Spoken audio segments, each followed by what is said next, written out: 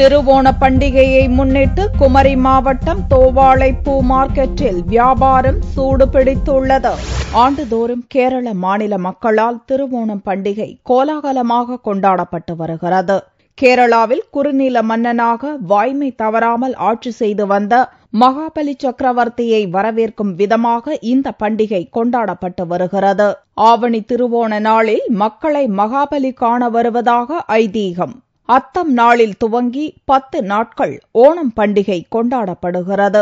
சனிக்கிழமையன்று அத்தம் துவங்கியதால் குமரி மாவட்டத்தில் ஓணம் பண்டிகை களை கட்டியுள்ளது. இந்த நாளில் மக்கள் வீடுகளில் அத்தப்பூ கோலங்கள் போட்டு அலங்கரிப்பார்கள். இதனால் தோவாளை பூ மார்க்கெட்டில் தமிழ் மற்றும் மலையாள மக்கள் பூக்களை வாங்க திரண்டுள்ளனர். ஆரம்பிக்கனால கேரளாவிலிருந்து தோவாளையில் வந்தோம்னா பூ கொஞ்சம் விலை கம்மியா கிடைக்கும். ஆனா ஃப்ரெஷ்ஷான பொருளும் கிடைக்கும். அதுக்காக தான் இங்க வந்திருக்கோம். இங்க எல்லா வெரைட்டி பூக்களும் இங்க கிடைக்கிறதுக்கு வாய்ப்பு இருக்கு. இதனிடையே ஓணம் பண்டிகையை முன்னிட்டு பூக்கள் மட்டுமின்றி காய்கறிகளும் ஏராளமாக தமிழகத்திலிருந்து கேரளாவிற்கு அனுப்பப்படுகிறது.